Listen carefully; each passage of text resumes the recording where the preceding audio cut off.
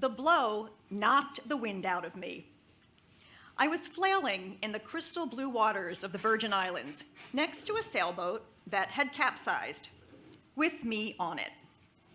I needed to get the boat upright, pushed with all my might on the centerboard for leverage. It wouldn't budge. The sailing instructor, floating calmly, watching me struggle, righted the boat with no help from me, and we clambered back on. "Did you get hit in the head with the boom?" she asked. "Yes," I sputtered. "Hard?" "Yes." "Get used to it."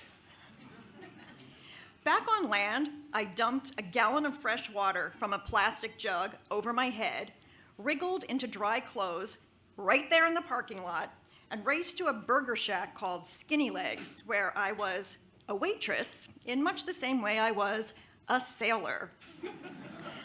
What the hell was I thinking? I had been on television in Philadelphia, a star reporter, always camera ready. There was proof, even in the remote tropical outpost I now called home. A bartender had discovered one of my old 8x10 glossy headshots and tacked it up over the cash register. "Manager on duty" scrawled underneath.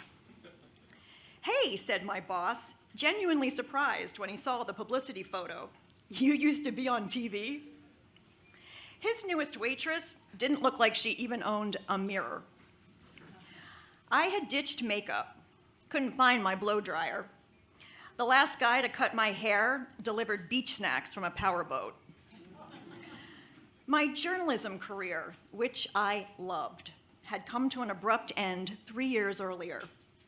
I was forced out for, take your pick, too old, too expensive, too mouthy. Today, you'd get a lawyer. Back then, you just moved on. Next came a PR gig. Not a passion, but a steady paycheck, better hours, perfect since I wanted to get married and have kids. When that blew up too, I did exactly what no practical, rule-following good girl ever dreams of doing. Quit my job, sold my car, bought a one-way ticket to the Caribbean. "What are you going to do?" sneered the ex. "Swab the decks?" I didn't know. Maybe. "Is this some kind of a midlife crisis or something?" asked one of the millennials at work. Well, I was about to turn 40, so hard to argue with the math.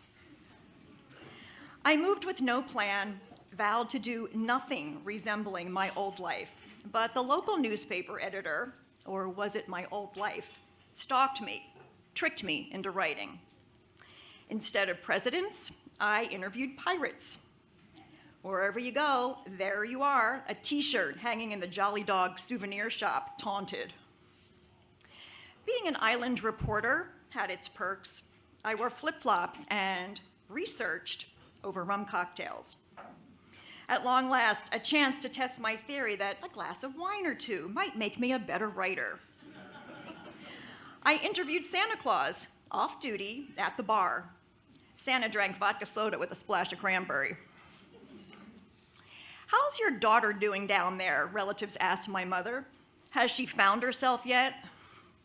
"I don't think she's looking," my mother replied. "How are you really doing?" my friends wrote.